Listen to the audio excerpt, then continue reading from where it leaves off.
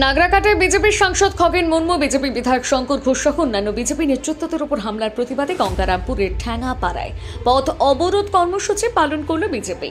মঙ্গলবার বিকেল প্রায় 5টা নাগাদ বিজেপির পক্ষ থেকে পথ অবরোধ কর্মসূচি অনুষ্ঠিত হয়।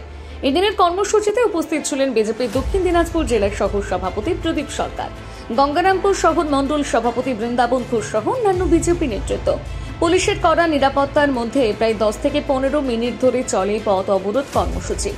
এর জেরে কিছুক্ষণের জন্য 512 নম্বর জাতীয় সড়কে যান চলাচল ব্যাহত হয়।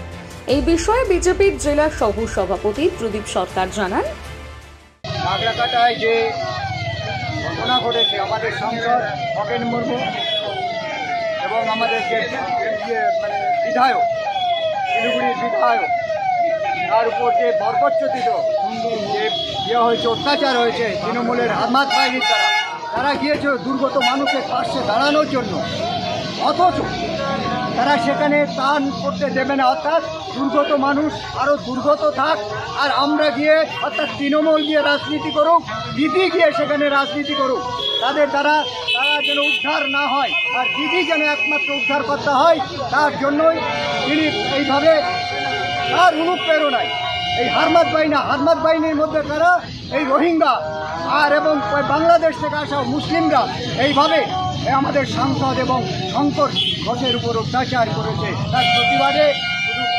এই পশ্চিমবাংলার দিকে দিকে অবরোধ হচ্ছে।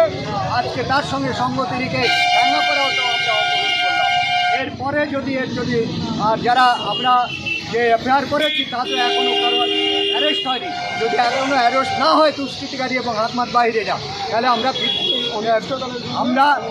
বৃহত্তর আন্দোলনে নামবো এবং রাস্তাঘাট অনির্দিষ্ট টাইমের জন্য বন্ধ করব।